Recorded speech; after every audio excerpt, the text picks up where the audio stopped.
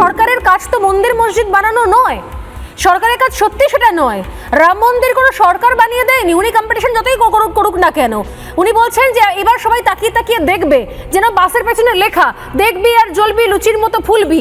BJP কি জ্বলবে আমি জানি না, কিন্তু এটার প্রয়োজনীয়তা ছিল না, উল্টে বরঞ্চ দুর্গাঙ্গনের জায়গা শিফট করাতে গিয়ে আরো বেশি মুখোশটা খসে গেলে। আমি কাজী মাসুম আক্তার শেষ বক্তার কাছে আসবো।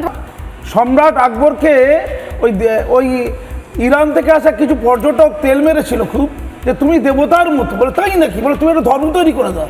কোন ধর্ম? ওই দিনীরাই ব্যাকগ্রাউন্ড হচ্ছে এইটা। দিদির কি এমন কোনো নতুন ধর্ম তৈরি করার প্ল্যান প্রোগ্রাম করছেন, সমান্তরাল কোনো ধর্ম? আমার এটাতে খুব ডাউট আছে, কারণ মোল্লা বিজয় হয়ে গেছে, এবার হিন্দু বিজয়টা বাকি আছে। আচ্ছা, জগন্নাথ মন্দির তৈরির পরে উনি নিউ টাউন নিয়ে একটা কথা বলেছেন, দেখ কেমন লাগে। এটা খুব ইন্টারেস্টিং কথা, দেখ কেমন লাগে। অর্থাৎ কাকে বলছেন? এটা মা দুর্গাকে সন্তুষ্ট করার জন্য নয়, এটা বিজেপিকে পরাস্ত করার জন্য রাজনৈতিক চ্যালেঞ্জ। এটা যদি হিন্দুরা বুঝতে না পারে, এর চেয়ে দুর্ভাগ্যের কিছু হতে পারে না। মানে মন্দির নিয়ে কম্পিটিশন, মা দুর্গাকে নিয়ে কম্পিটিশন। উনি এটা রাজনৈতিক অস্ত্র করেছে। এটা রাজ্যের ওই ৬-৭ কোটি হিন্দু জনগণ যদি বুঝতে না পারে, এর চেয়ে দুর্ভাগ্যের লজ্জার কিছু হতে পারে না। এটা মা দুর্গা কিন্তু বুঝে গেছে বারবার।